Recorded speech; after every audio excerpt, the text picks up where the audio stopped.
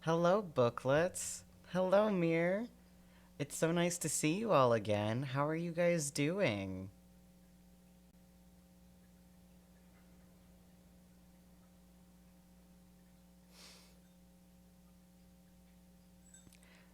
I'm I've had a I've had a wild week. Oh, you're doing good. I'm so glad. Aw, that's good. Um, yeah, I've had a bit of a wild week. Um, there's like a snowstorm coming where I live, so I just got back from the grocery store. I'm stocking up on some like canned food and stuff. They had canned peaches for sale. And I was like, frick yeah, canned peaches, let's go. Um, uh, See, I feel like since I have the storming music on, like it's not nighttime, but I also don't like stream at night, but it's storming, so I feel like I need to switch it over to nighttime. Um, I need to make like a stormy background for myself because I have like a sunny day and like a night one, but I don't have a stormy one. I feel like the stormy would be great for, cozy reading. Um, yeah. There was something else I was gonna say. Probably about work. Oh, right. I started playing Final Fantasy recently. Um, I haven't played an MMO since like when Wizard 101 was popular. Like that was the last time I did that, which was like what, 12 or so years ago. Um, I've been way into that recently. Anyway, I'm stalling for a second to give other people a chance to show up. Um, but yeah, I've started playing as an Arcanist, which is basically kind of like their wizard class if you haven't played the Final Fantasy 14. Um, what's really cool though, or what I really like, is that like you can multi-class as like a lot of different things, so I don't have to choose just one thing. You know, like I can be a lot of different things, and then nothing else gets like locked out, and that makes my little brain happy. So I just unlocked like the quest for the hand, disciple of the hand.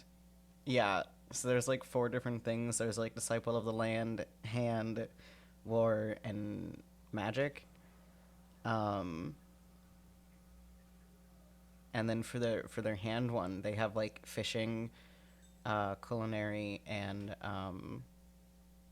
oh hello, hello. Oh gosh, thank you, thank you. This took a really long time to make. Um, oh, that's so nice. Thank you. We're about to start reading chapters 3 through 6 of Howl's Moving Castle. And I'm a little nasally right now because I think I caught a cold over the weekend. We're not sure. We don't really know what happened, but my lymph nodes were like very swollen. I did do it all myself, yes. I did the rigging, the character design, the backgrounds. You know what's really cool? Watch this, watch this, watch this. It's daytime now. um, oh, thank you. Yeah, thank you so much. Oh, that's really nice, homie. Yeah, no, this took like an entire bottle and a half of like ADHD pills to make all of this.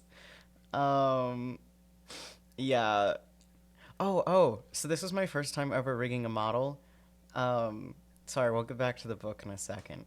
But this was my first time ever rigging a model. And what's really cool was something I'm really happy about. At some point, I'll figure out how to move the tails up here. Until then, don't worry about it. Okay, watch this. Watch this. My heels turn. My heels turn, and I can do like a little jumpy thing. And then I don't think I got the physics right on the sweater. It's a little too like jiggly, and it needs to be more of like a sweater movement, you know?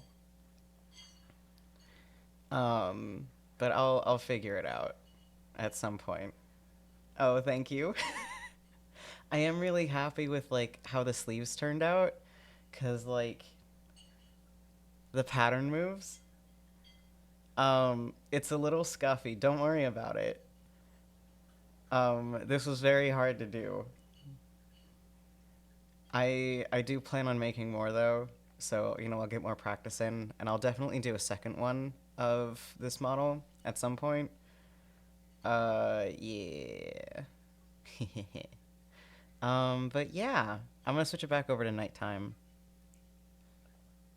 because it's stormy out, but I don't have a stormy background, so we're just going with nighttime. Anyway, for let's see, last week we read the first two chapters of Howl's Moving Castle, and first chapter we met Sophie. Um, she We met Sophie, we met her mom Fanny, and we met her sisters Letty and Martha. Letty and Martha are like looking while I read. Yeah, that's totally fine, homie. Thank you so much. uh, Good luck with your work. Um, yeah, so we met Sophie's stepmom. Her dad had just died, so and they didn't have enough funds. So instead of having Letty and Martha stay there, they're both in their late teens, I think, because Sophie's 18 now. Letty and Martha are a bit younger. Letty was sent off to, I believe, Miss Fairfax? Yeah, Miss Fairfax, to go and study magic, while Martha was sent over to. No, I'm getting it mixed up. Letty was sent over. Martha was sent over to go learn magic. Letty was sent over to go um, work for the Cesares. Yes, that was their name. The Cesares, who run a bakery. And she's been getting really, really popular, while Sophie stayed at the hat shop and continued to work as an apprentice under Fanny. Uh, and that was kind of like the first chapter. Um, in the second chapter, we learn more about how Sophie has kind of been living. She's like, after her sisters left and her father died, she just kind of stayed like indoors. She started wearing mostly gray. She just kind of like stayed like in her room working on hats for like a good 2 months. We can already tell that she doesn't have the highest self-confidence, considering like she wears. I mean, this is represented by like all of the gray that she wears. It's mentioned that the gray doesn't look very flattering on her. It makes her look very washed out, which I think is meant to kind of represent how she's like hiding herself a bit because of just how anxious she is. We also get to see a bit how she deals with stress, which is typically by withdrawing and not really facing things head on, but rather running away, which we'll see more of in just a second. But yeah, she's in there making her hats, and another one other thing that we do get to see while she's making the hats is that she starts to talk to them, and then things start to happen that are related to what she said to the hats. Like she sells a caterpillar green hat. to this one lady who I can't remember the name of right now. But the other girls in the shop gossiped about how she did her hair funny, and she looked kind of plain. But then she wore that hat, and she got married to a count. And it was like this whole big deal. And then their business kind of started to pop off because they had all of these different hats that did different things, all related to kind of what Sophie told the hats. It's like the way that she performs magic is by basically talking life into things, or talking purpose into the hats, which she hasn't made those connections yet. But I feel like I'm not spoiling anything when I say this, because I feel like it's kind of, you know it's pretty clear what's happening. But I think that her self-confidence issues are definitely getting in the way of her realizing what's going on. We also met the Witch of the Waste. She came in, cursed Sophie, and she was like, "How dare you make magical hats when I'm right here? I see you as a rival, even though all you're doing is making silly little hats. I'm gonna curse you." Ba ba ba ba. She doesn't sound like that at all. She curses Sophie, and Sophie becomes an old woman, which I have other theories about, but we'll get to that later. Anyway, she has just left the house. So this is what I meant when I said, we're gonna see her kind of start to run away again. Is that, like, once she got cursed to be an old woman, she looked in the mirror and she wasn't really surprised. She was just kind of like, "Oh, okay. I'm just gonna go now." And she just, like, packs a little bag of, like, food and then just, like, leaves up into the hills. Yeah. So I really like that scene, because it kind of just shows that she's, like, in shock and not really processing what's going on. And I don't know, I just really appreciate how it's written, because usually when you're reading books with something like this happening, the characters will just, they'll act shocked. But Sophie definitely processes this in a very different way than most books will portray it, and I don't know, I just like that. It makes me happy. Uh, but yeah, she's currently chasing after Howl's moving castle, and she just told it to stop, and it did. I mean, there is some other stuff that happened in between there, but, like, that'll come up again later. We'll cross that bridge when we get there. Anyway.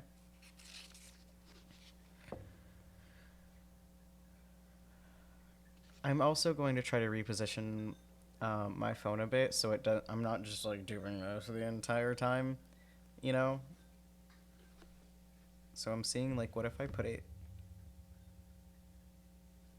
here? No, that's not gonna. What about here? Can I please?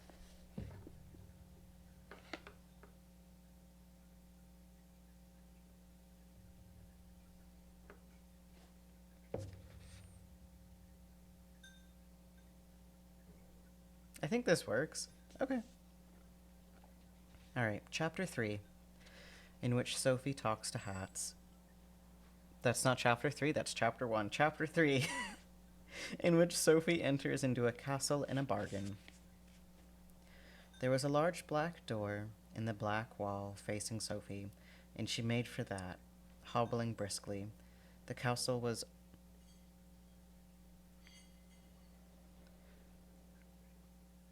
Sorry, I just noticed that my cat was eating the other cat's food. I think he stopped.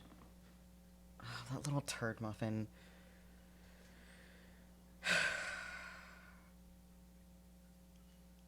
Okay. I'll go back and fix that later. Okay, chapter 3, in which Sophie enters into a castle in a bargain. There was a large black door in the black wall facing Sophie, and she made for that, hobbling briskly. The castle was uglier and than ever close to.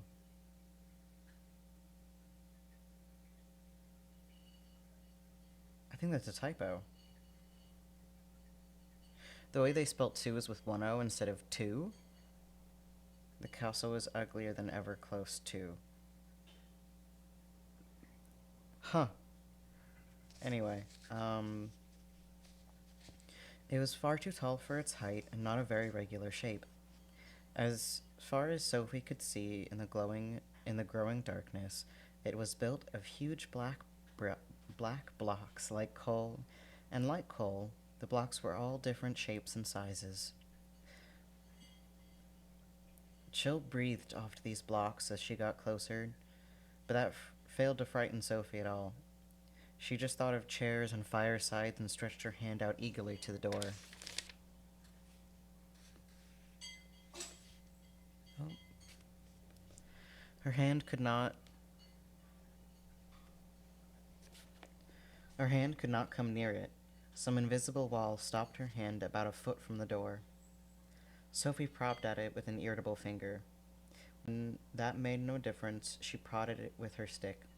The wall seemed to be all over the door, from as high as her stick could reach, and right down to the heather sticking out from under the doorstep. "Open up!" Sophie cackled at it. That made no difference to the wall. "Very well," Sophie said. "I'll find your back door." She hobbled off to the left-hand corner of the castle, and that being both nearest and slightly downhill. But she could not get around the corner. The invisible wall stopped her again as soon as she was level with the irregular black cornerstones. At this, Sophie had said a word that she had learned from Martha, that neither old ladies nor young girls are supposed to know.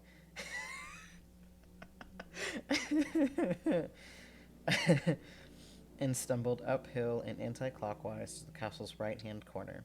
There's no barrier there.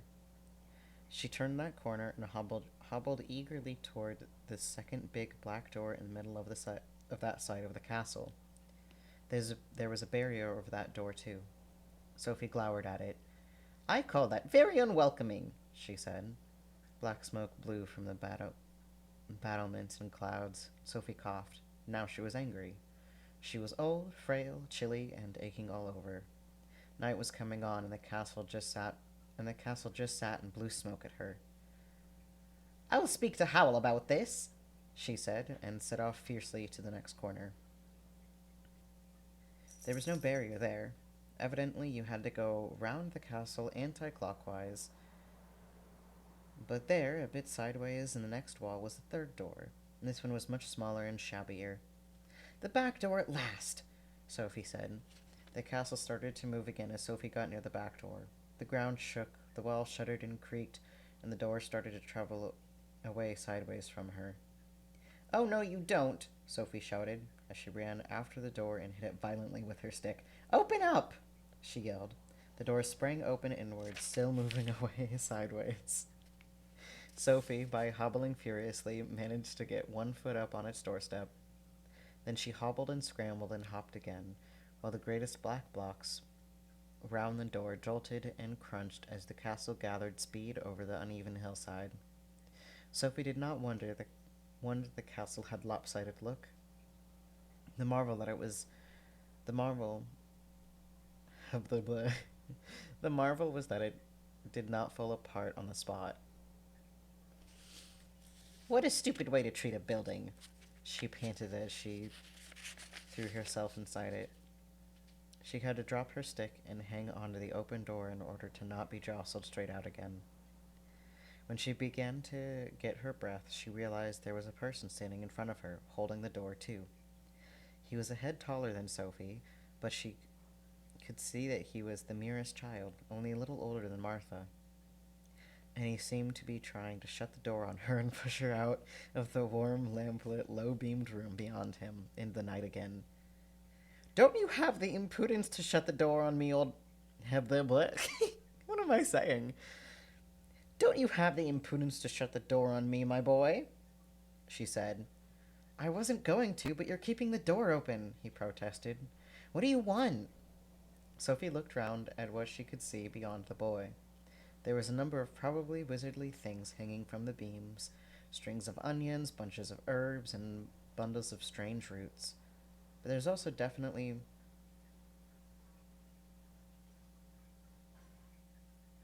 but there was also definitely wizardly things like leather books, crooked bottles, and an old brown grinning human skull. On the other side of the boy was a fireplace with a small fire burning in the grate. It was a much smaller fire than all the smoke outside suggested, but but then this was obviously only a back room in the castle. Much more important to Sophie, this fire had reached the glowing, rosy stage with little blue flames dancing on the logs, and placed beside it on the warmest position was a low chair with a cushion on it. Sophie pushed the boy aside and dived for the chair. Ah, my fortune! She said, settling herself comfortably in it. It was bliss. The fire warmed her aches, and the chair supported her back, and she knew that if anybody wanted to turn her out now, they were going to have to use extreme and violent magic to do it. I love Sophie. I love her so much. The boy shut the door. Then he picked up Sophie's stick and politely leaned it against the chair for her. Sophie realized that there was now no sign at all that the castle was moving across the hillside. Not even the ghost of a rumble or the tiniest shaking. How odd. Tell the wizard Howl, she said to the boy, that this castle's going to come apart round his ears if it travels much further. The castle's bespelled to hold together, the boy said, but I'm afraid Howl's not here at the moment. This was good news to Sophie. When will he be back? She asked a little nervously. Probably not till tomorrow now. Probably not till tomorrow now, the boy said. What do you want? Can I help you instead? I'm Howl's apprentice, Michael. This was better news than ever. I'm afraid only the wizard can possibly help me, Sophie said, quickly and firmly. It was probably true, too. I'll wait, if you don't mind. It was queer Michael did mind. He hovered over her a little helplessly, to make it plain to him that she had no intention of being turned out by a mere boy apprentice. Sophie closed her eyes and pretended to sleep. I love her so much. Oh. Tell him the name's Sophie, she murmured. Old Sophie, she added to be on the safe side. I love her so much. That will probably mean waiting all night, Michael said. Since it was exactly what Sophie wanted, she pretended not to hear. In fact, she almost certainly fell into a swift doze. She was so tired from all that walking. After a moment, Michael gave her up and went back to the work he was doing at the workbench where the lamp stood.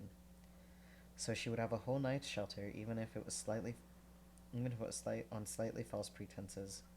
Sophie thought drowsily.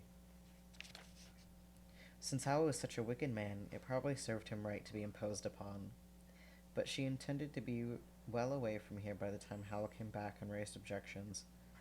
She looked sleepily and slyly across at the apprentice. It rather surprised her to find him such a nice, polite boy. After all, she had forced her way in quite rudely, and Michael did not complain at all.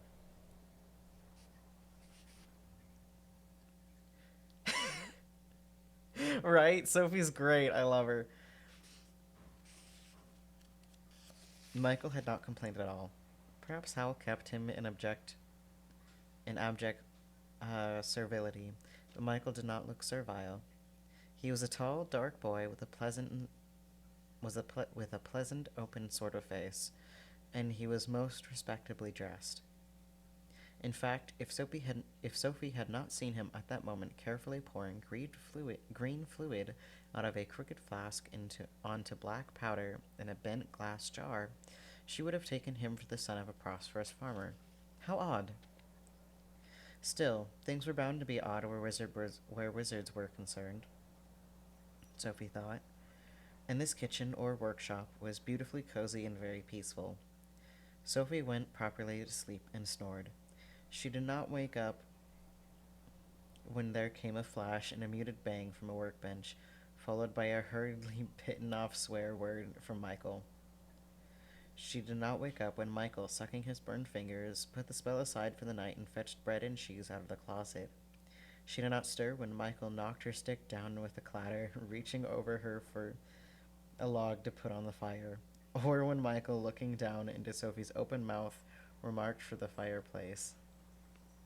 She's got all her teeth. She's not the Witch of the Waste, is she? I wouldn't have let her come in if she was, the fireplace retorted.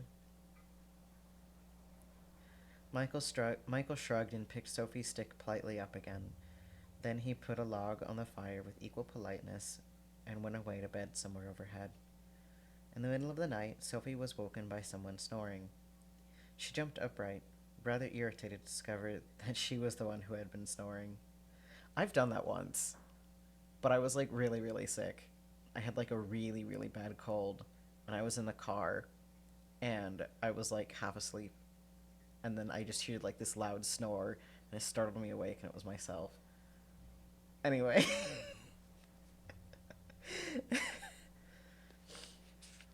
It seemed to her that she had only dropped off for a second or so, but Michael seemed to have vanished in those seconds, taking the light with him. No doubt a wizard apprentice learned to do that kind of thing in his first week, and he had left the fire very low, and was giving out irritating hissings and poppings. A cold draft blew on Sophie's back. Sophie recalled that she was in a wizard's castle, and also, with unpleasant distinctness, that there was a human skull on a workbench somewhere behind her. She shivered and craned her stiff old neck round, but there was only darkness behind her. Let's have a bit more light, shall we? She said. Her cracked little voice seemed to make no more noise than the crackling of the fire. Sophie was surprised. She'd expected it to echo through the vaults of the castle. Still, there was a basket of logs beside her. She stretched out a creaking arm and heaved a log onto the fire, which sent a spray of green and blue sparks flying up the chimney. She heaved a second log and sat back, not without a nervous look or so behind her, where the blue-purple light from the fire was still dancing over the polished brown stone of the skull. The room was quite small. There was no one in it but Sophie and the skull. He's got both feet in the grave, and I've only got one, she consoled herself. She turned back to the fire, which was now flaring up into blue and green flames. Must be salt in that wood, Sophie murmured. She settled herself more comfortably, putting her knobby feet on the fender and her head into the corner of the chair, where she could stare into the colored flames, and began dreamily considering what she ought to do in the morning. But she was sidetracked a little by imagining a face in the flames. It would be a thin blue face, she murmured. Very long and thin, with a thin blue nose. But those curly flames on top are most definitely your hair. Suppose I didn't go until Howl gets back. Wizards can lift spells, I suppose. And those purple flames near the bottom make the mouth. You have strange teeth, my friend. You have only 2 green tufts of flame for eyebrows. Curiously enough, the only orange flames in the fire were under the green eyebrows. Eyebrow flames, just like eyes, and they had a little purple glint in the middle that Sophie could almost imagine was looking at her, like the pupil of an eye. On the other hand, Sophie continued, looking into the orange flames, if the spell was off, I'd have my heart eaten before I could turn around. Don't you want your heart eaten? Asked the fire. It was definitely the fire that spoke. Sophie saw its purple mouth move as the words came. Its voice was nearly as crackled as her own, full of the spitting and whirling of burning wood. Naturally I don't, Sophie answered. What are you? A fire demon, answered the purple mouth.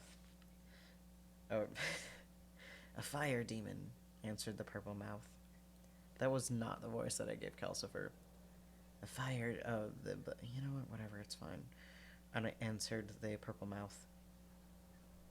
There was more whine than spit to its voice as it said, I'm bound to this hearth by contract. I can't move from this spot.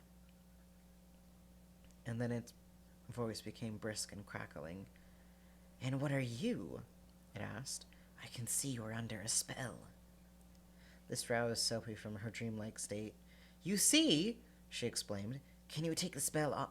Can you... Oh, God, I'm gonna be... This is... Voices are hard. "Can you take the spell off?" There was a popping, blazing silence, while the orange eyes in the demon's wavering blue face traveled up and down Sophie. "It's a strong spell," it said at last. "It feels like one of the Witch of the Wastes to me." "It is," said Sophie. But it seems more than that," crackled the demon. "I detect 2 layers. And of course, you won't be able to tell anyone about it unless they know already." That's foreshadowing, and it also supports my theory. Anyway, take note of that. It glazed at Sophie a moment longer. "I shall have to study it," it said. "How long?" "I shall have to study it," it said. "How long will that take? How long will that... Oh boy. How long will... How long will that take?" Sophie asked. "It may take a while," said the demon, and it added in a soft, persuasive flicker. "How about making a bargain with me? I'll break your spell if you agree to break this contract I'm under." Sophie looked warily at the demon's thin blue face. It had a distinctly cunning look as it made his proposal. Everything she had read showed the extreme danger of making a bargain with the demon, and there was no doubt that this one did look extraordinarily evil, with those long purple teeth.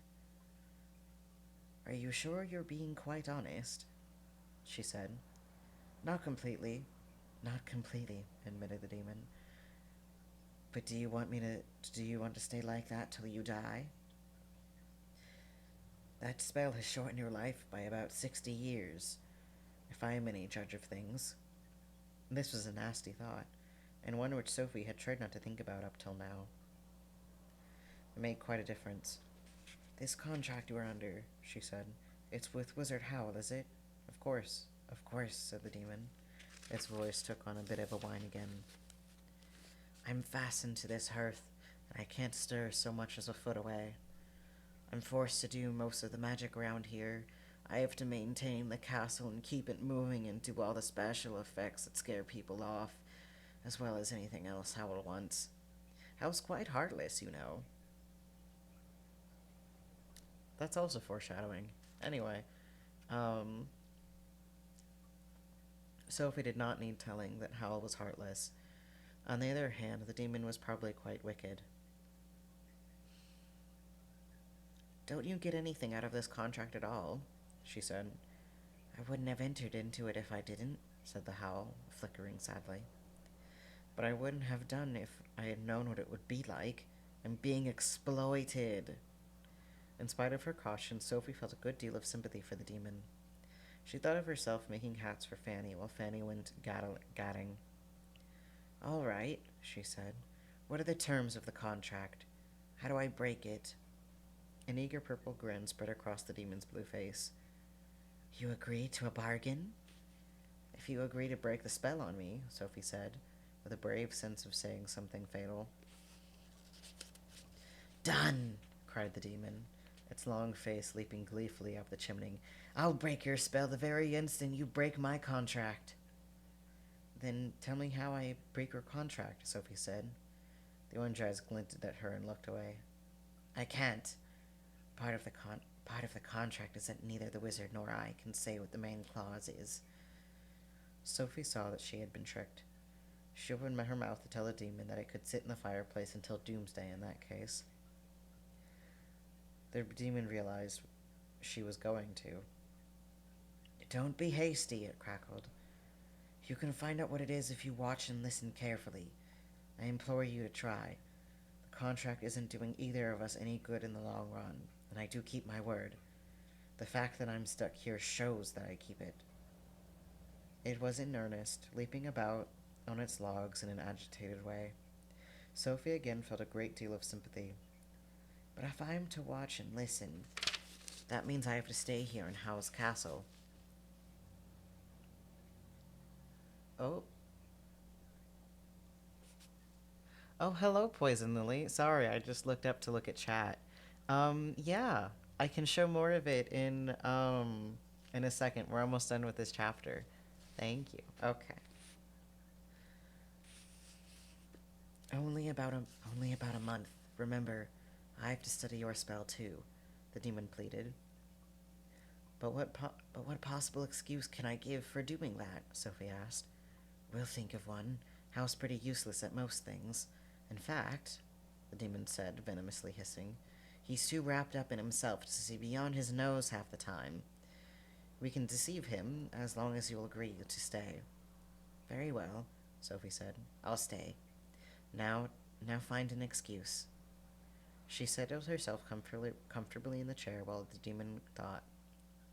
He thought aloud in a little crackling, flickering murmur, which reminded Sophie rather of the way that she had talked to her stick when she walked here. And it blazed while it thought, with such glad and powerful roaring that she dozed again. She thought the demon did make a few suggestions. She remembered shaking her head to the notion that she should pretend to be Howl's long-lost great-aunt, and to one or two other ones even more far-fetched. But she did not remember very clearly. The demon at length fell into singing a gentle, flickering little song. It was not in any language Sophie knew, or she thought not, until she distinctly heard the word saucepan in it several times. And it was very sleepy sounding. Sophie fell into a deep sleep, with a slight suspicion that she was being bewitched now, as well as beguiled. But it did not bother her partially. She would be free of the spell soon. And that is the end of chapter 3. Give me 1 second. Oh, I didn't mean to do that. Come back here.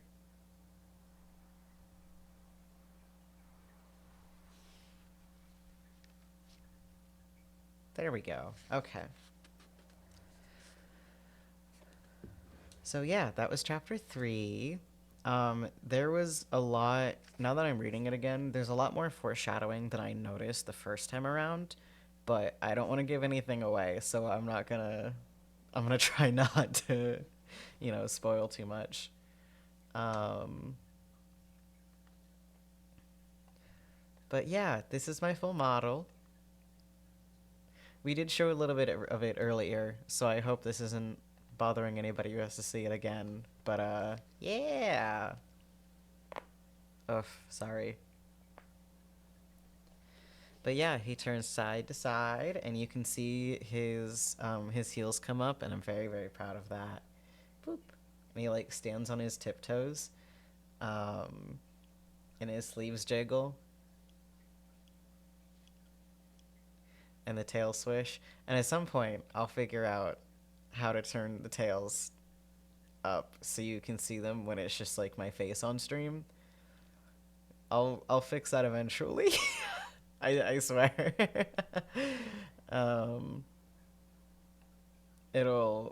Yeah.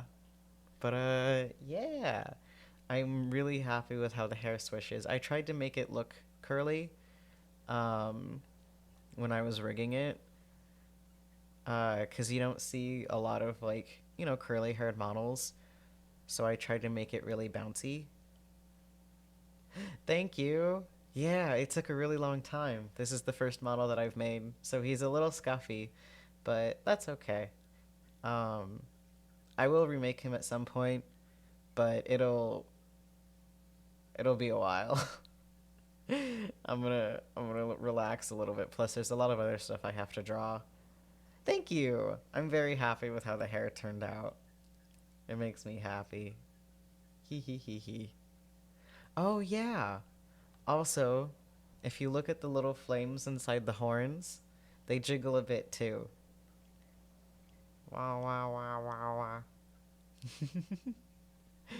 wow. But yeah. So that was chapter 4. That was chapter 3. Yeah, so one of the interesting things about this book is, is it a dinosaur nuggie? I don't know what that means, but thank you. um, but Diana Wayne Jones, she's the author of the book. She talked about how thank you. Sorry, there's such a delay in chat. He he he. Thank you so much. Um, but yeah, Diana talking about how so in the movie you see the castle kind of walking around on legs. Um, but originally in the book, she stated that she kind of imagined it floating, like hovering off the ground just a bit, and then just like gliding and hovering. Calcifer is also like blue, green, and purple. He's not red. Um, oh gosh, thanks guys. um, yeah, and the other thing is that Calcifer mentioned that there was like two parts to the curse, which I'm plays into like that little theory that I have, and I'll talk more on that on like the end of the book. But yeah, I'm also gonna take a little second to drink my tea. I have oolong tea with me. It's very good. It's one of the ones that you can steep like multiple times. Yeah.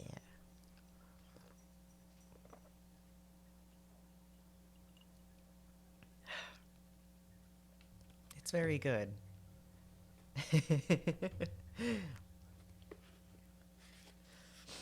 Yeah.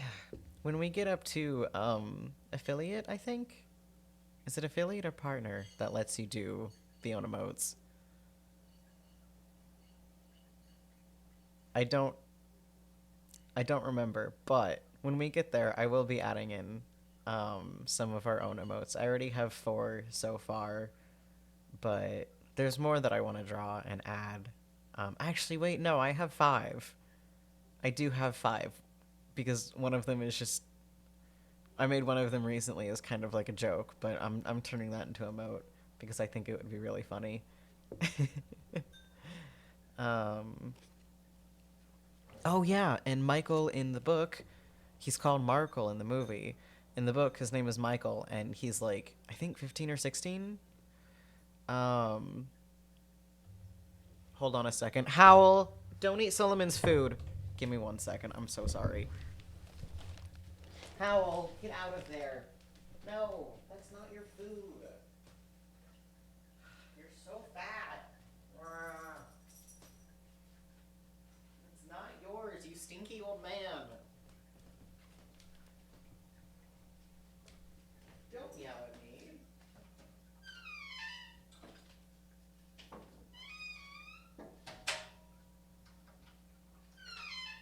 Get out of there.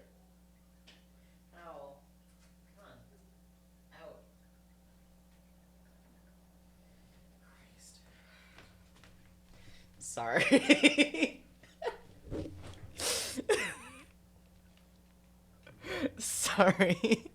Howl has been oh yeah, so for new people here, my 2 cats, Howl and Solomon. Howl has been getting into Solomon's food recently. But we're trying to watch Howl's weight because he's a little bit chunky. And Solomon is very, very underweight. We just brought him home.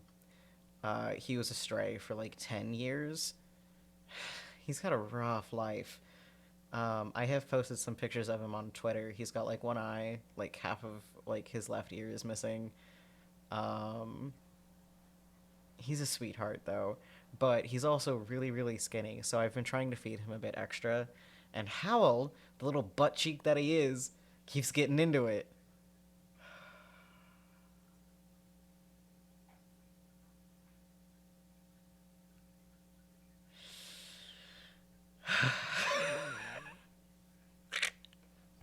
Anyway.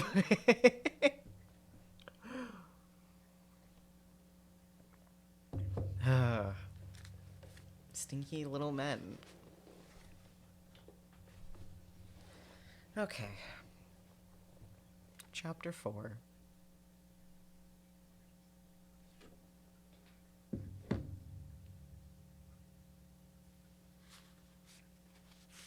Chapter 4, in which Sophie discovers several strange things. When Sophie woke up, daylight was streaming across her. Since Sophie remembered no windows at all in the castle, her first notion... Stop, don't fall.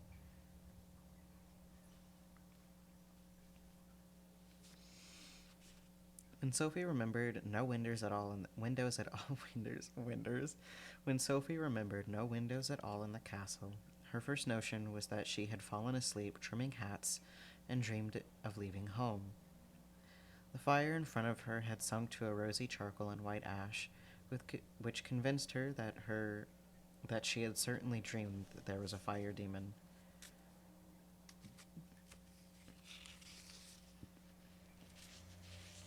But her very first movements told her that there were some things that she had not dreamed. There were sharp cracks from all over her body. "Ow!" she exclaimed. "I ache all over." The voice that exclaimed was a weak, cracked piping. She put her knobby hands to her face.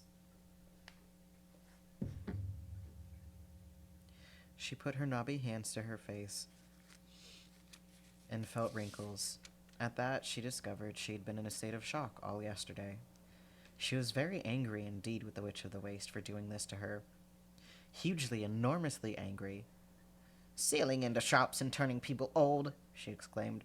"Oh, what I won't do to her!" Her anger made her jump up in a swallow of cracks and creaks and hobble over to the unexpected window. It was above the workbench, and to her utter astonishment, the view from it was a view of a dockside town. She could see a slopping, unpaved street, lined with small, rather poor-looking houses, and masts sticking up beyond the roofs. Beyond the mast, she caught a glimmer of the sea, which was something that she had never seen in her life before. "Where am I?" Sophie asked the skull standing on the bench. "I don't expect you to answer that, my friend," she added hastily, remembering that this was a wizard's castle. She turned round to take a look at the room. It was a quite small room, with heavy black beams in the ceiling. By daylight it was amazingly dirty. The stones of the floor were stained and greasy. Ash was piled within the fender, and the cobwebs hung in dusty droops from the beams. There was a layer of dust on the skull. Sophie absently wiped it off as she went to peer into the sink beside the workbench. She shuddered at the pink and gray slime. She shuddered at the pink and gray slime in it, and the white slime dripping down from the pump above it. How obviously did not care what squalor his servants lived in. The rest of the castle had to be beyond one or other of the 4 black doors around the room. Sophie opened the nearest. In the end wall beyond the bench, there was a large bathroom beyond it.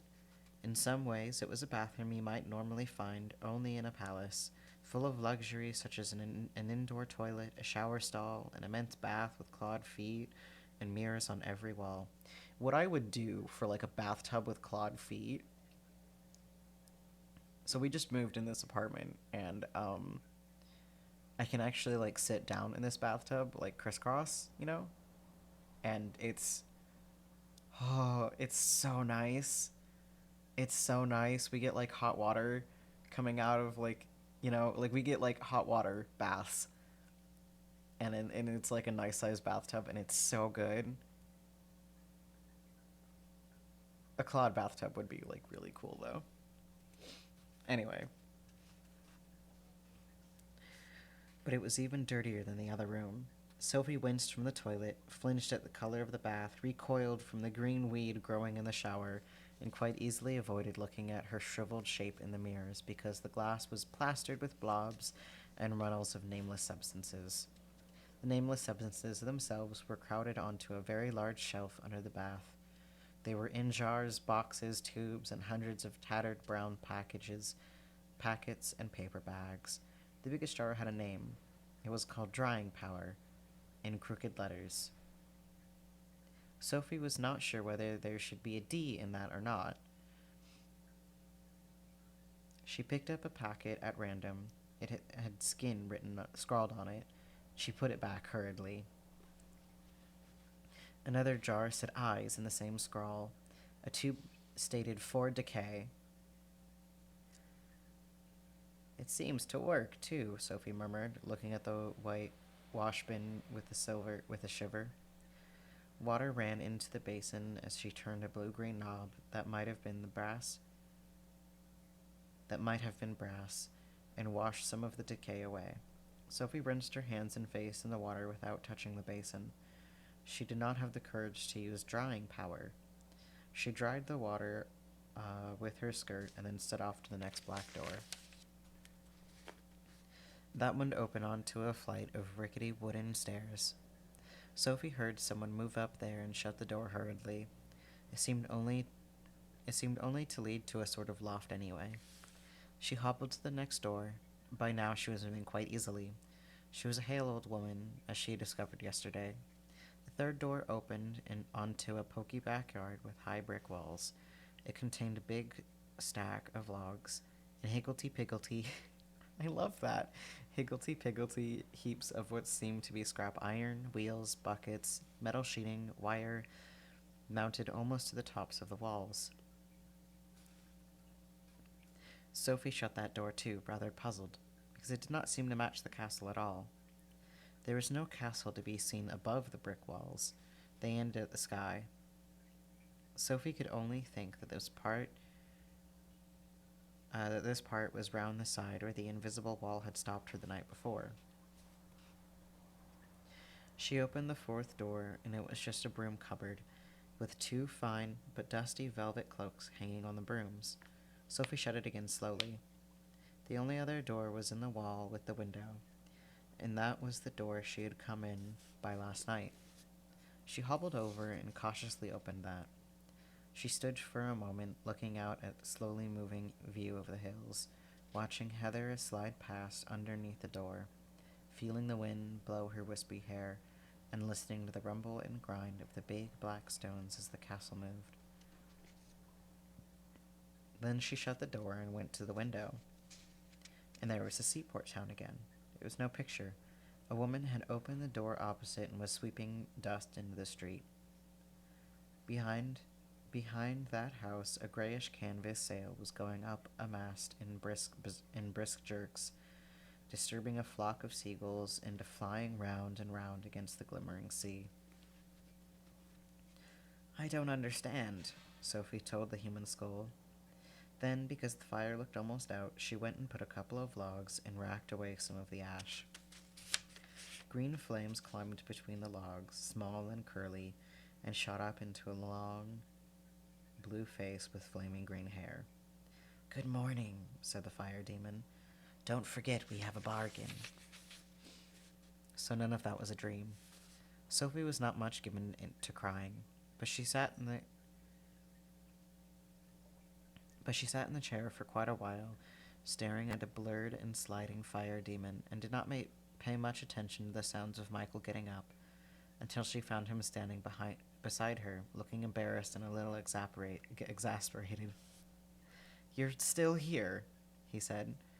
"Is something the matter?" Sophie sniffed. "I'm old," she began. But it was just as the witched waste had said, and the fire demon had guessed. Michael said cheerfully, "Well, it comes to us all in time. Would you like some breakfast?"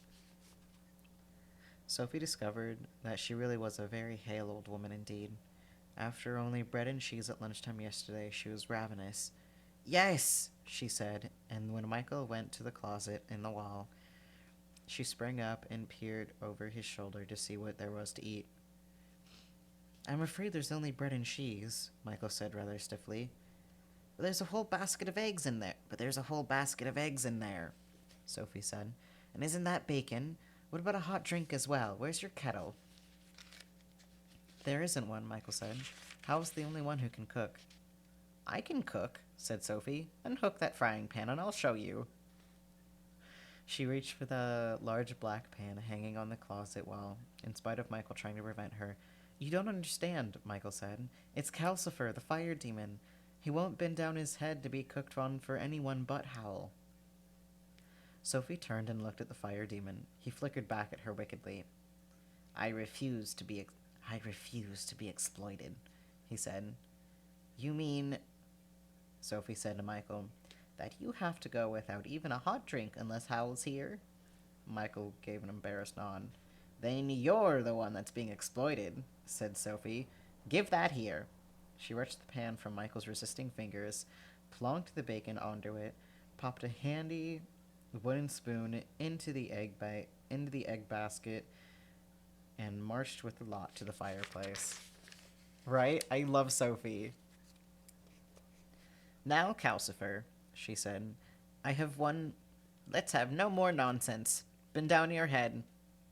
You can't make me, crackled the fire demon. Oh, yes, I can, Sophie crackled back with a ferocity that had often stopped both her sisters in mid-fight. If you don't, I shall pour water on you, or I shall pick up the tongs and take away both your logs, she added as she got herself creakily onto her knees by the hearth. And there she whispered, or I can go back on our bargain, or tell Howl about it, can't I? Oh, curses, Calcifer spat. Why did you let her in here, Michael? Sulkily, he bent his blue face forward until all that could be seen of him was a ring of curly green flames dancing on the logs. Thank you, Sophie said, and slapped the heavy pan onto the green ring to make sure Calcifer did not suddenly rise up again. I hope your bacon burns, Calcifer said, muffled under the pan. See, that line they did keep, and that makes me happy, because that's hilarious. Sophie slapped the slices of bacon onto the pan. It was good and hot. The bacon sizzled, and she had to wrap her skirt around the hand to hold the handle. The door opened, but she did not notice because of the ceiling. Don't be silly, she told Calcifer, and hold still because I want to break in the eggs. Oh, hello, Howl, Michael said helplessly. Sophie turned around at that, rather hurriedly. She stared. The tall young fellow in a flamboyant blue and silver suit who had just come in, stopped in the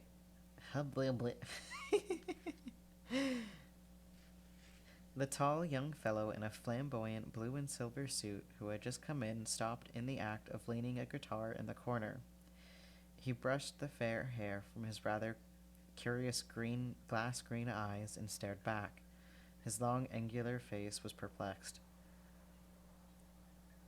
Who on earth are you? Said Howl. Where have I seen you before? I'm a total stranger, Sophie lied firmly. After all, Howl had only met her long enough to call her a mouse before, so it was almost true. So yeah, this is one of the things I forgot to mention in the recap. We did actually meet Howl, we just didn't... Well, okay. I mean, I didn't mention it in the recap because I didn't want to give anything away. Woof, I'm sniffly. I'm so sorry, guys. Still getting over a cold. Because I didn't want to spoil the fact that, like, that was Howl, and that's kind of why that, like, that interaction was written in. Like, it wasn't just some random guy, you know?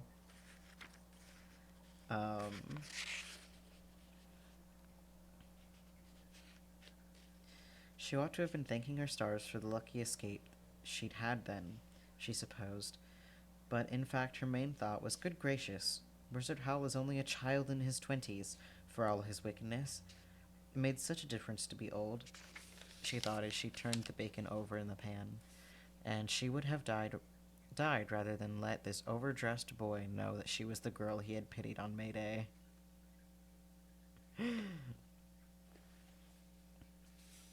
Hearts and souls did not enter into it. Howl was not going to know.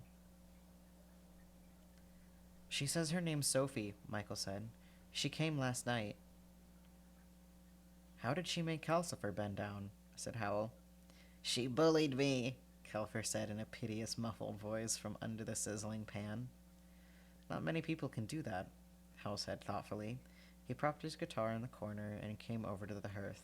The smell of hyacinth mixed with the smell of bacon as he shoved Sophie firmly aside. Calcifer doesn't like anyone but me to cook on him, he said, kneeling down and wrapping one trailing sleeve around his hand to hold the pan. Pass me 2 more slices of bacon and 6 eggs, please, and tell me why you've come here. Sophie stared at the blue jewel hanging from Howl's ear and passed him egg after egg. Why I came, young man, she said. It was obvious after what she had seen of the castle. I came because I'm your new cleaning lady, of course. I love her. Are you indeed? Howl said, cracking the eggs one-handed and tossing the shells among the logs, where Calcifer seemed to be eating them with a lot of snarling and gobbling. Who says you are? I do, said Sophie, she added piously. I can clean the dirt from this place even if I can't clean you from your wickedness, young man. Howl's not wicked, Michael said. Yes, I am, Michael contradicted him. You forget just how wicked I'm being at the moment, Michael. He jerked his chin at Sophie. If you're so anxious to be of use, my good woman, find some knives and forks and clear the bench. There were tall stools under the workbench. Michael was pulling them out to sit on and pushing aside all of the things on top of it to make room for some knives and forks he had taken from the drawer in the side of it. Sophie went to help him. She had not expected Howl to welcome her, of course, but he had not even so far agreed to let her stay beyond breakfast. Since Michael did not seem to need help, Sophie shuffled over to her stick and put it slowly and showily in the broom cupboard. When that did not seem to attract Howl's attention, she said, You can take me on for a month's trial if you like. Wizard Howl said nothing but, Plates, please, Michael, and stood up holding the smoking pan. Calcifer sprang up with a roar of relief and blazed high in the chimney. Sophie made another attempt to pin the wizard down. If I'm going to be cleaning here for the next month, she said, I'd like to know where the rest of the castle is. I can only find this one room in the bathroom. To her surprise, both Michael and the wizard roared with laughter. It was not until they had almost finished breakfast that Sophie discovered what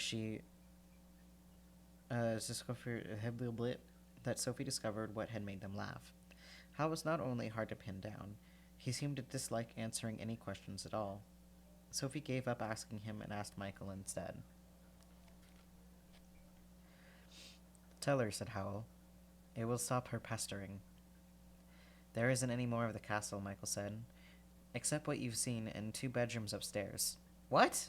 Sophie exclaimed. Howl and Michael laughed again. Howl and Calcifer invented the castle, Michael explained, and Calcifer keeps it going. The inside of it is really just Howl's old house in Port Haven, which is the only real part. But Port Haven's miles down near the sea, Sophie said. I call that too bad. What do you mean by having this great ugly castle resting about the hills and frightening everyone in market shipping to death? Howl shrugged. What an outspoken old woman you are. I've reached that stage in my career when I need to impress everyone with my power and wickedness.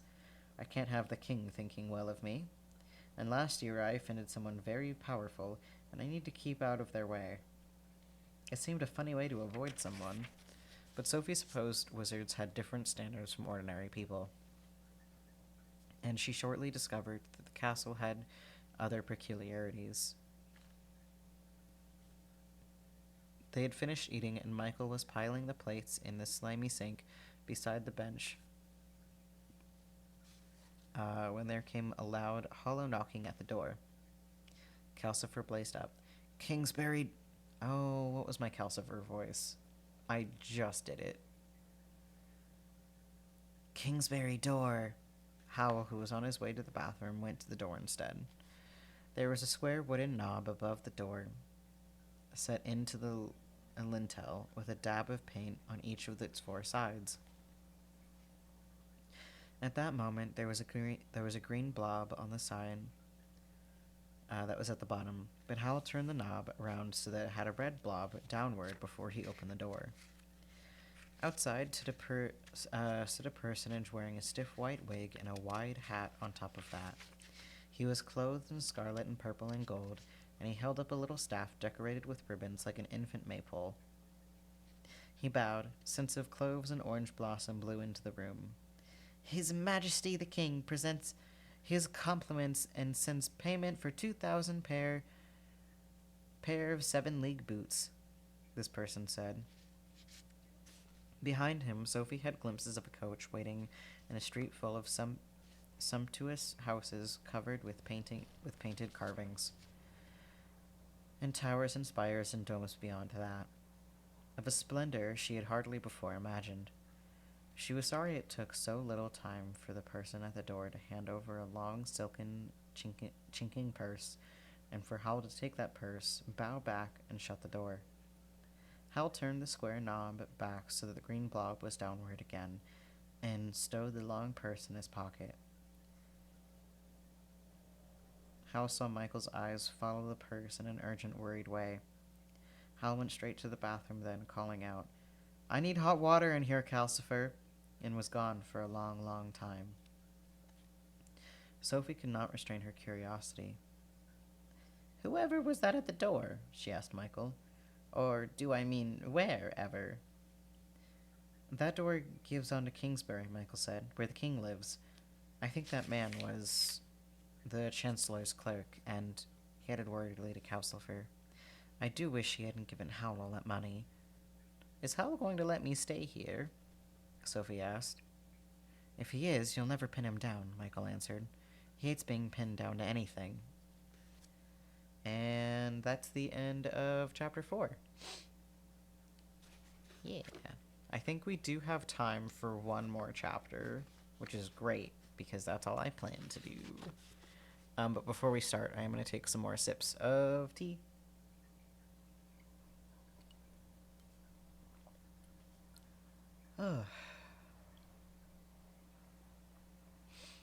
But yeah, Howl is a fun character. I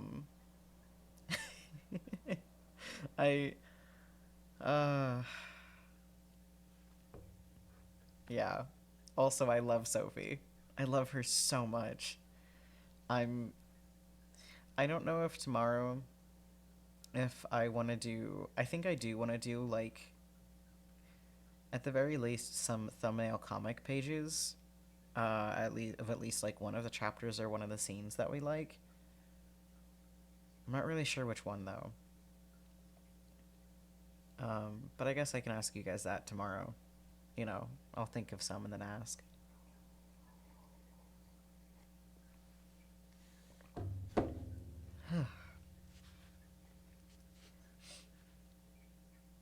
And Chapter 5.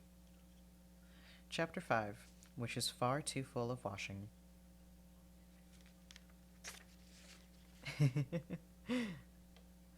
The only thing to do, Sophie decided, was to show Howl that she was an excellent cleaning lady, a real treasure. She tied an old rag round her wispy white hair and rolled the sleeves of her skinny old arms. And wrapped an old tablecloth around the bottom cupboard around her apron. It was rather a relief to think that there was only 4 rooms to clean instead of a whole castle. She grabbed up a bucket and besom and got to work. "What are you doing?" cried Michael and Calcifer in horrified chorus. "Cleaning up," Sophie replied firmly. "The place is a disgrace." Calcifer said, "It doesn't need it." And Michael muttered, "I will kick you out." But Sophie ignored them both. Dust flew up in clouds.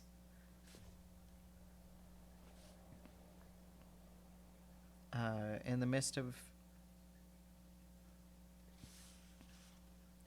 of it, there came up another set of thumps at the door. Calcifer blazed up, calling, "Porthaven door!" That is not Calcifer's voice. I need to stop forgetting my character voices. Calcifer blazed up, calling, "Porthaven door!" and a great sizzling sneeze, which shot purple sparks through the dust clouds. Michael left the workbench and went to the door. Sophie peered through the dust she was raising, and saw that this time Michael turned the square knob down turned the square knob over the door so that the side of the blue blob of paint was on it downward. Then he opened the door on the street.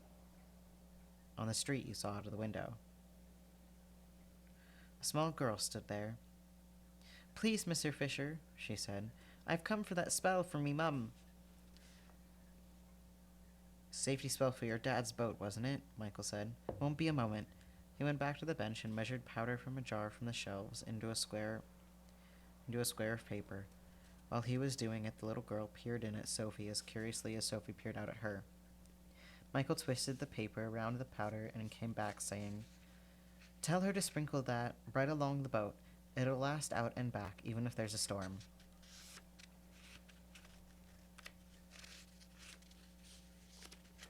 The girl took the paper and passed over a coin. "Has the sorcerer got a witch working for him, too?" she asked. "No," said Michael. "Meaning me?" Sophie called. "Oh, yes, my child. I'm the best and cleanest witch in Ingary." Michael shut the door, looking exasperated. "That will be all around Porthaven now. Howl may not like that." He turned the knob green down again. Sophie cackled to herself a little, quite unrepentant.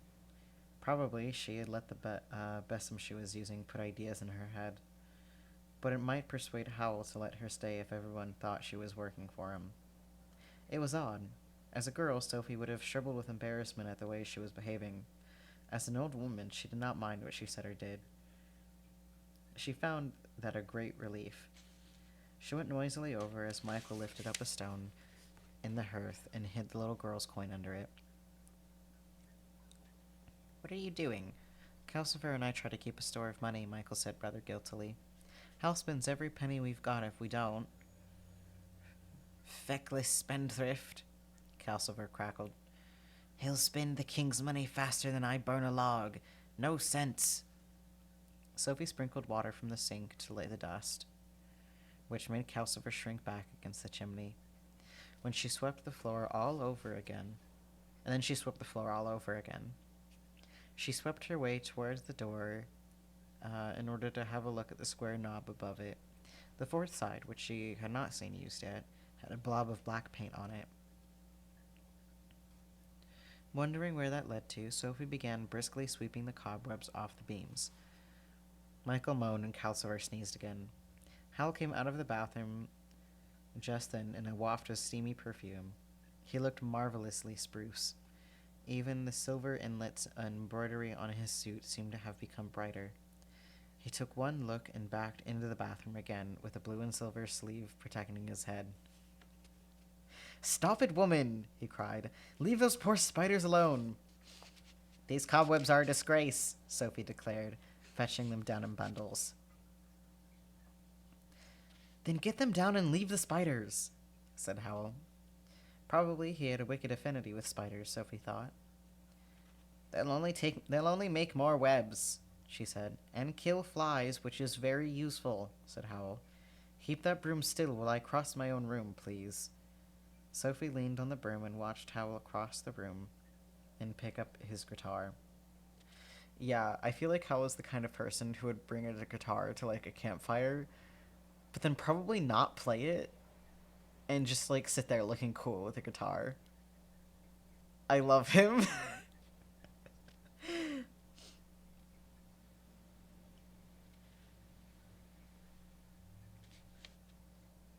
As he put his hand on the door latch, she said, "If the red blob leads to Kingsbury, and the blue blob goes to Porthaven, where does the black blob take you?"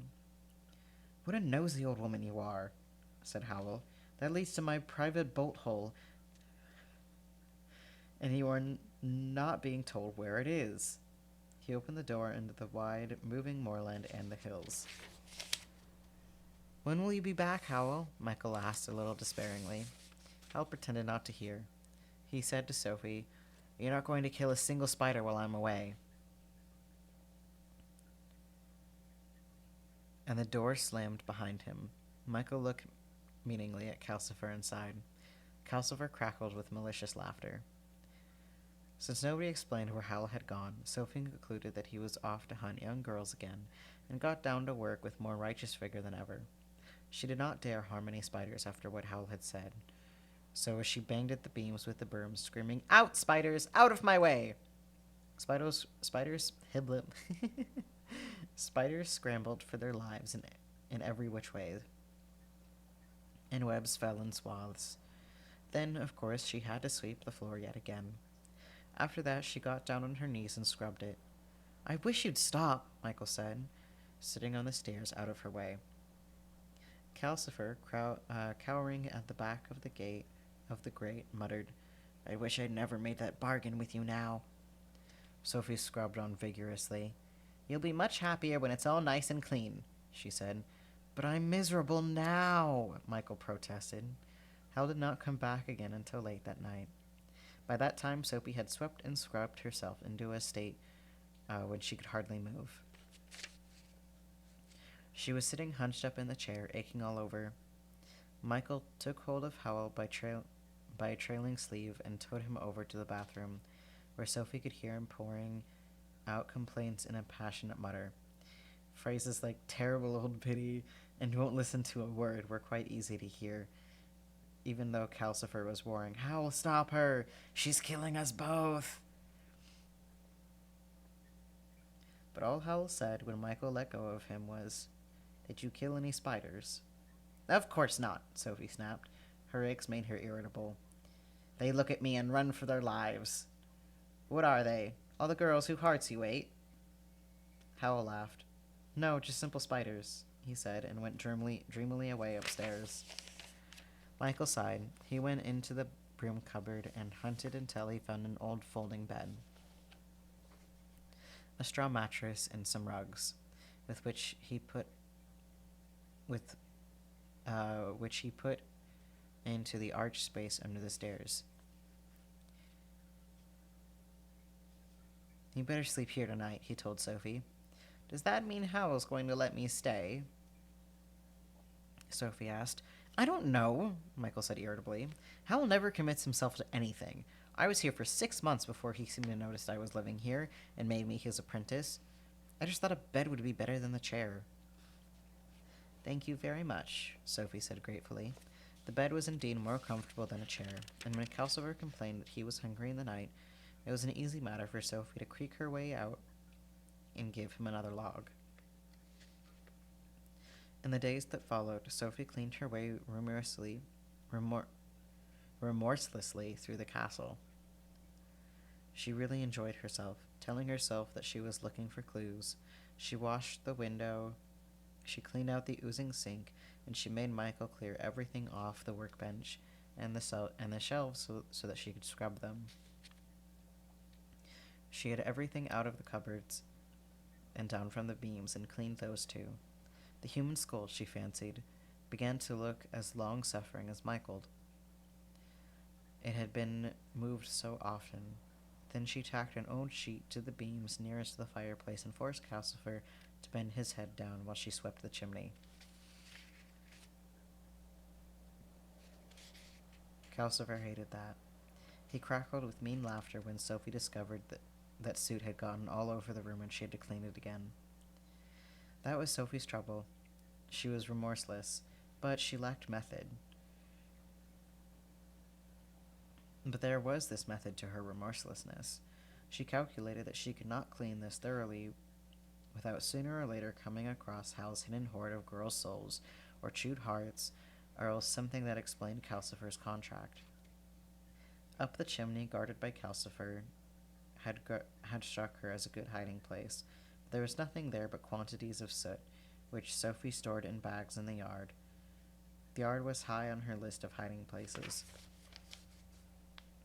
Every time Hal came in, Michael and Calcifer complained loudly about Sophie, but Hal did not seem to attend.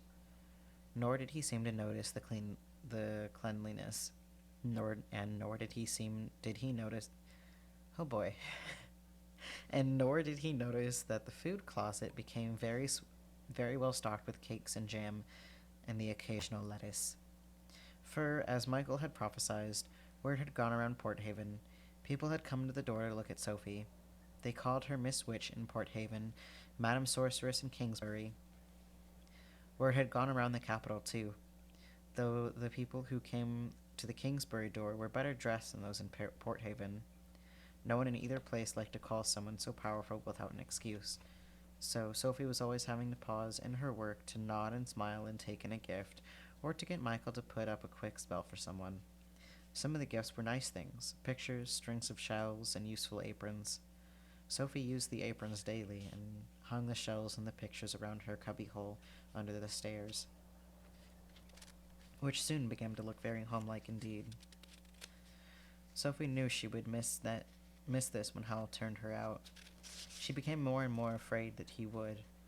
She knew he could not go on ignoring her forever. She cleaned the bathroom next, and that took her days, because Howl spent so long in it every day before he went out. As soon as he went out, leaving it full of steam and scented spells, Sophie moved in. Okay, give me 1 second to readjust. I'm like sitting weird, and my foot fell asleep. Hold on.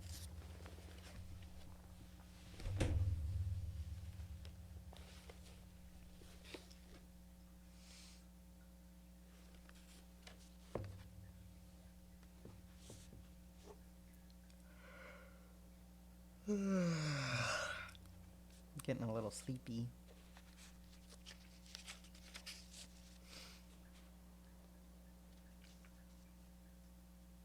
She cleaned the bathroom next. This took her days because Howl spent so long in it every day before he went out. As soon as he went, leaving it full of steam and scented spells, Sophie moved in. Now we'll see about that contract, she murmured at the bath. But her main target was, of course, the shelf of packets, jars, and tubes. She took every one of them down on the pretext of scrubbing the shelf, and spent most of a day carefully going through them to see if the ones labeled skin, eyes, and hair were in fact pieces of girl. As far as she could tell, they were all just creams and powders and paint. If they had once been girls, then Sophie thought Howl had used the tube for decay on them and rotted them down the wash bin too thoroughly to recall. But she hoped that they were only cosmetics in the packets. She put the things back on the shelf and scrubbed. That night, she sat aching in the chair. Calcifer grumbled that he had drained one hot spring dry for her.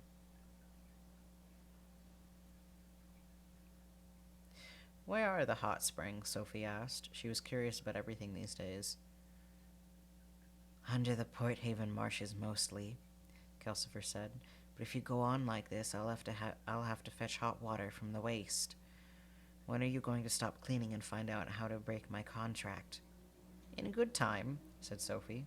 How can I get the terms out of Howl if he's never in? Is he always away this much? Only when he's after a lady, Calcifer said.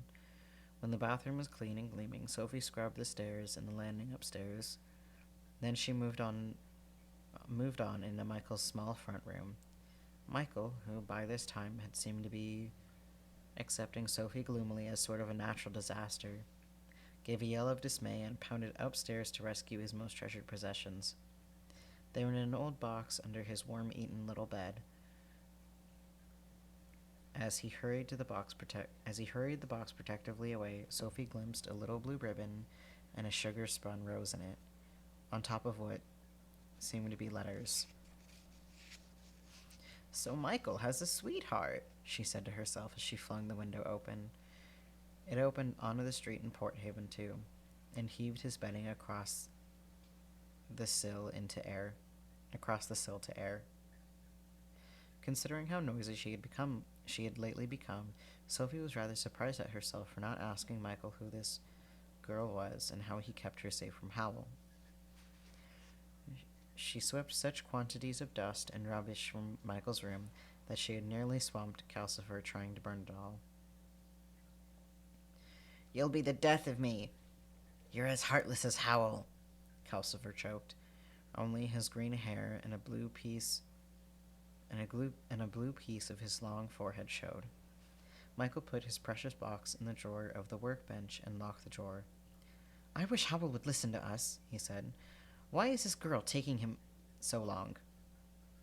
The next day, Sophie tried to start on the backyard, but it was raining in Port Haven that day, driving against the window and pattering in the chimney, making Calcifer hiss with annoyance. The yard was part of the Port Haven house, too, so it was pouring out there when Sophie opened the door. She put her apron over her head and rummaged a little, and before she got too wet, she found a bucket of wire wash and a large paintbrush. She took those indoors and set to work on the walls.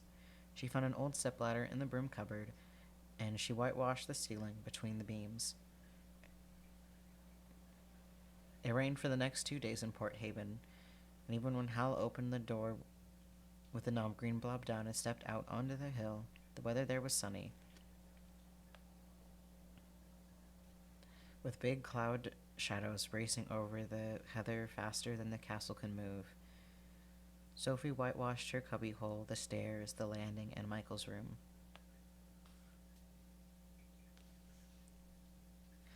What's happening here? Howl asked when he came in on the third day. It seems much lighter. Sophie, Michael said in a voice of doom. I should have guessed, Howl said as he disappeared into the bathroom. He noticed. I said that too loudly then. He noticed, Michael whispered to Calcifer. The girl must be giving in at last. It was still drizzling in Port Haven the next day.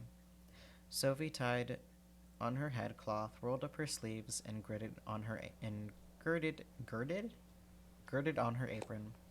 She collected her besom, her bucket, and her soap, and as soon as Howl was out of the door, she set off like an elderly avenging angel to clean Howl's bedroom. She had left that until last for fear of what she would find. She had not even dared to peep into it, and that was silly. She thought as she hobbled up the stairs. By now it was clear that Calcifer did all the strong magic in the castle, and Michael did all the hack work, while Howl gadded off catching girls and exploiting the other two just as Fanny has exploited her. Sophie had never found Howl particularly frightening, now that she felt nothing but contempt. She arrived on the landing and found Howl standing in the doorway of his bedroom. He was leaning lazy on one hand, completely blocking her way. No, you don't, he said quite pleasantly. I want it dirty, thank you. Sophie gaped at him. Where did you come from? I saw you go out. I meant you to, said Howl. You done your worst with Calcifer and poor Michael. It stood to reason you descend on me today. Whatever Calcifer told you, I am a wizard, you know. Didn't you think I could do magic? This undermined all Sophie's assumptions. She would have died rather than admit it. Everyone knows you are a wizard, young man, she said severely. But that doesn't alter the fact that your castle is the dirtiest place I've ever been in. She looked into the room past Howl's dangling blue and silver sleeve. The carpet on the floor was littered like a bird's nest. She glimpsed peeling walls and a shelf full of books, some of them very weird looking. There was no sign of a pile of gnawed hearts, but those were probably behind or under the huge four-poster bed. Its hangings were gray-white with dust, and they prevented her from seeing what the window looked out onto. Hal swung his sleeve in front of her face. Don't be nosy. I'm not being nosy, Sophie protested. That room... Yes, you are nosy, said Howl. You're a dreadfully nosy, horribly bossy, appallingly clean old woman. Control yourself. You're victimizing us all. But it's a pigsty, said Sophie. I can't help what I am. Yes, you can, said Howl, and I like my room the way it is. You must admit I have a right to live in a pigsty if I want. Now go downstairs and think of something else to do, please. I hate quarreling with people. There was nothing Sophie could do but hobble away with her bucket clinking by her side.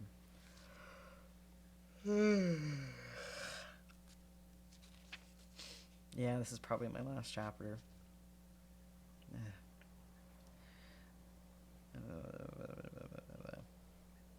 She was a little shaken, but very surprised that Howl had not thrown her out of the castle on the spot.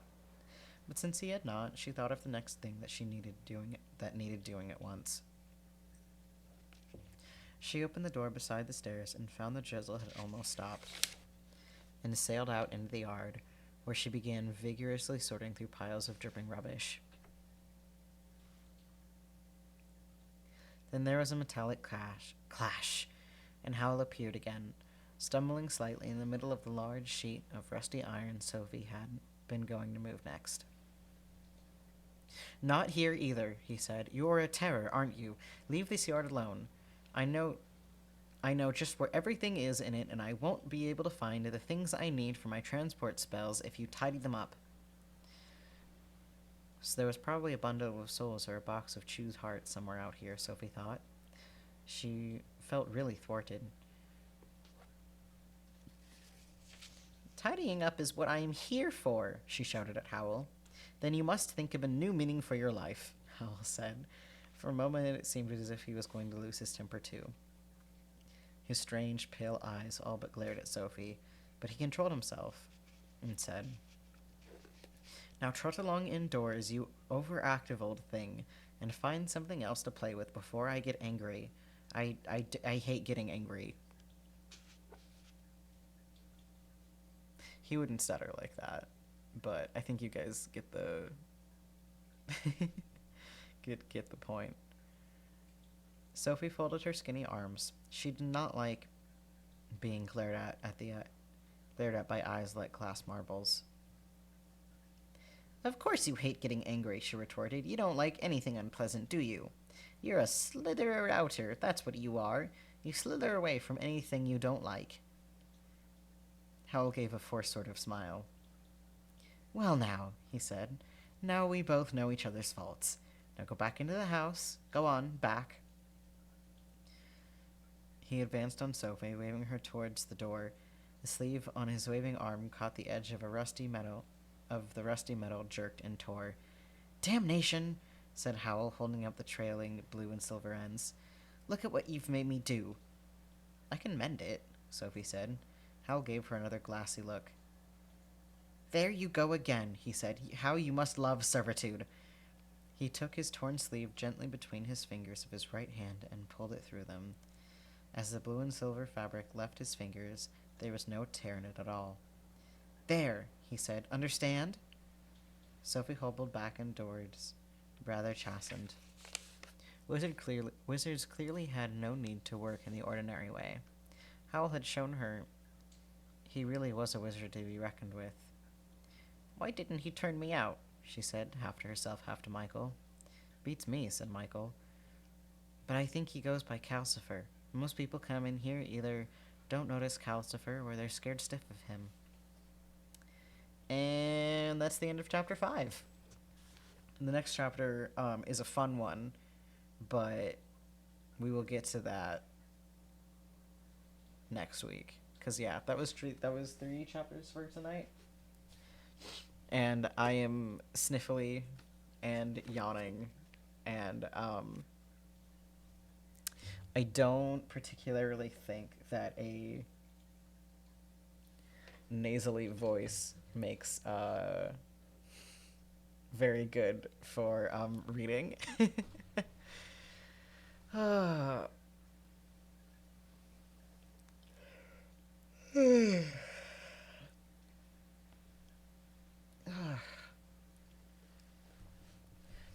But yeah. So we are getting to know a bit more of Howl. Not much though. You know, he is very, very elusive. One thing I do like about his character, and about Sophie's, is that they're much less... Like, they're still charming, but not in a very Studio Ghibli way. You know? Like...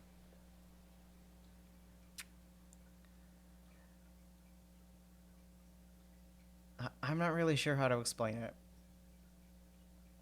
But I really like the characterization with all of them. And also just the atmosphere that's been set up. And that's kind of like why this book is just one of my favorites. Uh, but yeah. Anyway, I'll pick out a few different scenarios, and then maybe we can just like vote or something, maybe on which ones to draw for tomorrow. Um, in the meantime, though, thank you guys all for coming. I hope you enjoyed the book. Whoopsies. Don't you didn't see me do that. Um, thank you for coming. Yeah, it was a bit of a short stream, short stream, but yeah. Anyway, I'm gonna go ahead and send you guys over on a raid. Thank you guys again for coming. I hope you're enjoying the book as much as I am. But yeah, I'm gonna send you guys over to. Oh, Jarby is streaming again. Yeah, I'll send you guys over there. Boop.